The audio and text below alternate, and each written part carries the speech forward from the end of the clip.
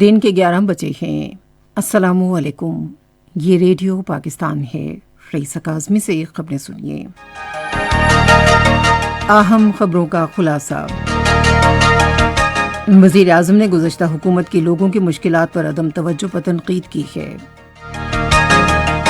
انسانی حقوق کے وزیر نے کہا ہے کہ حکومت قومی مفادات پر کوئی سمجھوتا نہیں کرے گی۔ بھارت کے غیر قانونی زیر قبضہ جموں کشمیر میں ہائی کورٹ بار ایسوسی ایشن نے بھارتی حد بندی کمیشن کی رپورٹ مسترد کر دی ہے۔ اقوام متحدہ کے سیکرٹری جنرل نے یوکرین میں انسانی ہمدردی کی بنیاد پر کارروائیاں جاری رکھنے پر زور دیا ہے۔ خبروں کی تفصیل۔ وزیر اعظم شہباز شریف نے کہا ہے کہ گزشتہ حکومت کی بدترین نااہلی، بدعنوانی اور غفلت نے ملک کو بجلی گھروں کی کثیر تعداد میں موجودگی کے باوجود لوڈ شیڈنگ سے دوچار کیا۔ ان خیالات کا اظہار انہوں نے عوام کو درپیش مسائل جاننے کے لیے لاہور شہر کے مختلف علاقوں کا سیکیورٹی پروٹوکول کے بغیر دورے کے دوران کیا۔ گزشتہ حکومت کے لوگوں کے مسائل سے عدم دلچسپی پر شدید تنقید کرتے ہوئے وزیر اعظم نے کہا کہ تحریک انصاف کی حکومت کو عوام سے کوئی ہمدردی نہیں تھی اور وہ ان سے لا تعلق رہی۔ انسانی حقوق کے وزیر ریاض حسین پیرزادہ نے کہا ہے کہ حکومت ملک کا تشخص مزید بہتر بنانے کے لیے کام کرے گی۔ اسلام آباد میں ایک اجلاس کی صدارت کرتے ہوئے انہوں نے کہا کہ قومی مفادات پر کوئی سمجھوتا نہیں کیا جائے گا۔ انہوں نے کہا کہ حکومت تحریک انصاف کی رہنما شیریں مزاری کی جانب سے اقوام متحدہ کو لکھے گئے خط کا جواب دے گی۔ مذہبی امور اور بین المذاہب ہم آہنگی کی وزارت نے نجی ٹور آپریٹرز کو ہدایت کی ہے کہ وہ عازمین حج سے کسی بھی پیشگی رقوم کے حصول سے گریز کریں۔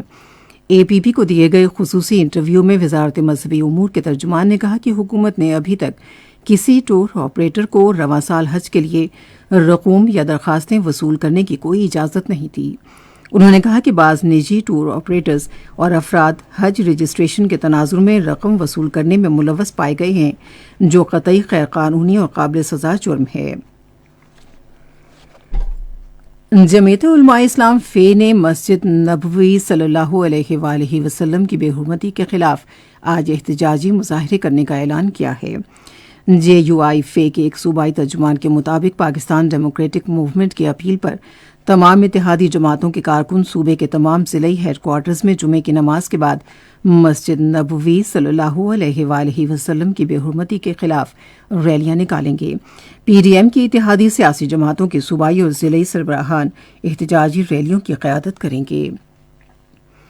پاکستان نے بھارت کے غیر قانونی زیر قبضہ جموں کشمیر کے لیے نام نہاد بھارتی حد بندی کمیشن کی رپورٹ مسترد کر دی ہے۔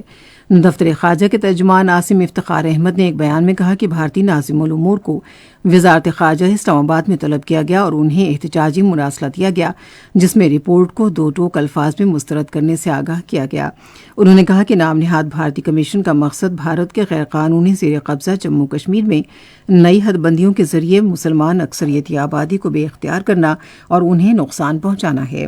انہوں نے کہا کہ بھارت کو آگاہ کر دیا گیا ہے کہ حد بندی کمیشن کا یہ عمل جعلی ہے، جسے مقبوضہ جموں کشمیر میں مختلف سیاسی جماعتیں پہلے ہی مسترد کر چکی ہیں۔ بھارت کے غیر قانونی زیر قبضہ جموں کشمیر کی ہائی کورٹ بار ایسوسی ایشن نے جموں کشمیر کے بارے میں حد بندی کمیشن کی حتمی رپورٹ مسترد کر دی ہے۔ ہائی کورٹ بار ایسوسی ایشن کے ایک ترجمان نے کہا ہے کہ حد بندی کمیشن نے مقبوضہ وادی کی سیاسی اور سماجی و اقتصادی تنظیموں کے تحفظات اور اعتراضات کو یکسر نظر انداز کرتے ہوئے اپنے ابتدائی رپورٹ کو برقرار رکھا۔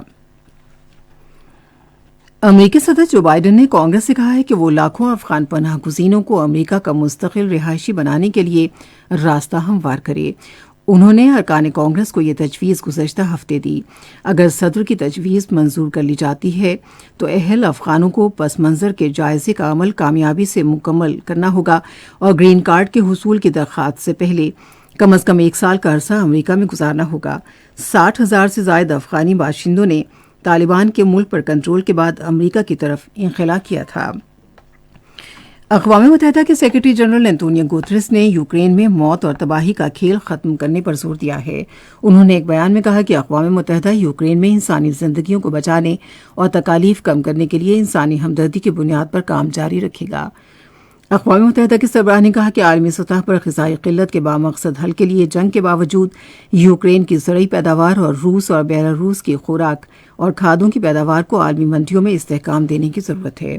اس کے ساتھ ہی خبریں ختم ہوئیں۔ مزید خبروں اور تجزیوں کے لیے آئیے ہماری ویب سائٹ پر radio.gov.pk اور فیس بک کے link radio Pakistan news official پر براہ راست ویڈیو اسٹریمنگ بھی ملاحظہ کیجیے۔